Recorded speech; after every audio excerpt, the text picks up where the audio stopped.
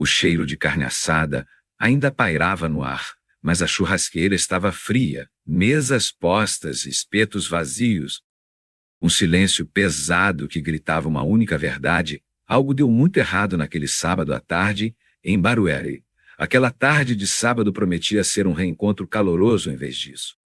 Transformou-se num estudo de caso sobre a fragilidade das expectativas e o impacto silencioso de uma promessa não cumprida. Tudo começou com um convite, Fernando. Um homem de 40 e poucos anos, morador de um condomínio tranquilo em Barueri, estava animado. Queria reunir os amigos para um churrasco simples, mas com carinho. Ele enviou as mensagens, uma delas para Dona Lúcia. Lúcia era especial, uma amiga antiga. Sua presença era quase um selo de aprovação para qualquer evento. A resposta de Lúcia chegou rápida, mas ambígua, talvez eu vá. Fernando adoraria era a frase, que Fernando leu e releu, otimista. Ele interpretou aquilo, talvez virou um sim virtual em sua mente, ali, naquele instante. Ali, naquele instante. O destino do churrasco foi selado e Fernando começou seus preparativos, meticuloso, cheio de esperança. Ele não sabia que aquele sim virtual se transformaria num fantasma. Um fantasma que assombraria sua festa e sua carteira. Fernando mergulhou no que parecia uma investigação minuciosa. Era, contudo, um mergulho cego. O primeiro passo, o investimento, transformou a lista de compras num verdadeiro dossiê de expectativas: picanha de primeira, linguiça artesanal, caixas de cerveja gelada e refrigerantes variados.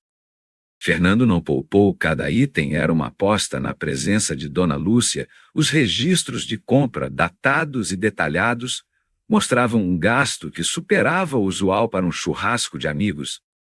A churrasqueira, um modelo Parrilla recém-adquirido, foi meticulosamente limpa. Fotos dos preparativos, enviadas a outros convidados, revelavam mesas postas, balões coloridos.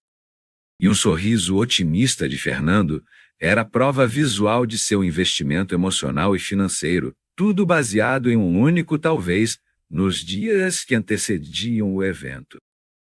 A tensão começou a se manifestar. Fernando tentava o contato e aí, Lúcia, tudo certo para o sábado. Ele digitava a cada mensagem um pingo de ansiedade. As respostas eram evasivas, quase espectrais. Oi, Fernando, tá corrido aqui, te aviso. Vinha horas depois, ou por vezes, o silêncio era a única resposta. Era como tentar segurar fumaça. Amigos próximos como Dona Marisa, vizinha de Barueri, confidente antiga, tentaram intervir. Fernando, meu filho, o talvez da Lúcia é quase sempre um não, ela alertou.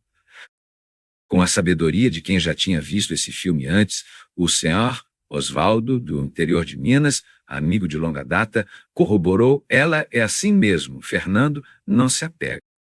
Mas Fernando estava surdo, sua mente já havia selado o destino. À medida que a hora do churrasco se aproximava, a escalada da tensão era palpável, ao menos para Fernando.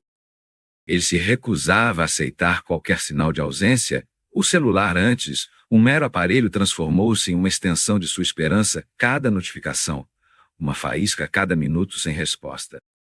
Um golpe, a alegria dos outros convidados, que confirmavam presença com entusiasmo, era ofuscada pela obsessão de Fernando com o vazio que Lúcia poderia deixar.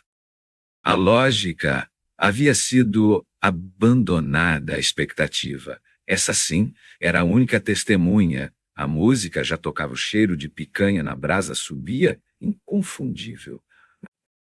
Os primeiros convidados começaram a chegar, sorridentes, trazendo suas bebidas, suas histórias. Eu via Fernando, o anfitrião, com aquele sorriso forçado. Ele abraçava a todos, mas seus olhos não estavam ali. Buscavam algo, ou melhor, alguém. A churrasqueira estava a todo vapor, as mesas, impecáveis, mas havia uma cadeira estrategicamente posicionada, com uma almofada especial, um copo de caipirinha já pronto. O lugar de Dona Lúcia, ele permanecia vazio, um vazio que pesava mais que o som do samba. Fernando passava por ali, parava, Olhava para o celular, de novo e de novo, os minutos viraram horas, o sol começava a se inclinar no céu de Barueri, a carne estava no ponto, as conversas fluíam, o riso era genuíno. Mas não para Fernando, ele se mexia, inquieto, atendia uma ligação, e o semblante caía, verificava as mensagens, e a decepção era um tapa na cara, a cada não resposta.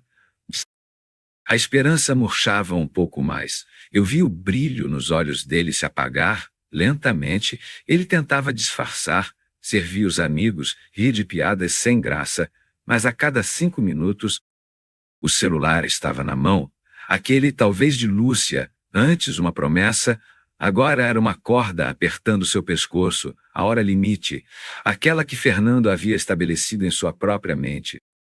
Passou, sem aviso, sem mensagem, sem sequer não posso ir, nada. O vazio na cadeira de Dona Lúcia não era mais uma expectativa, era uma sentença, um não gritado pelo silêncio. Aquele talvez se transformou numa verdade cruel. Fernando parou, olhou para o lugar vazio, o churrasco, a festa, tudo perdeu a cor. Ele investiu tudo, emocional e materialmente, em algo que nunca existiu. A comida extra, aquela que ele comprou para garantir a Lúcia, empilhava-se na travessa as bebidas especiais, intocadas, um constrangimento invisível pairava no ar. Os convidados, percebendo a mudança brusca no anfitrião, começaram a se calar. O ambiente festivo foi invadido por uma sombra de decepção, de frustração. De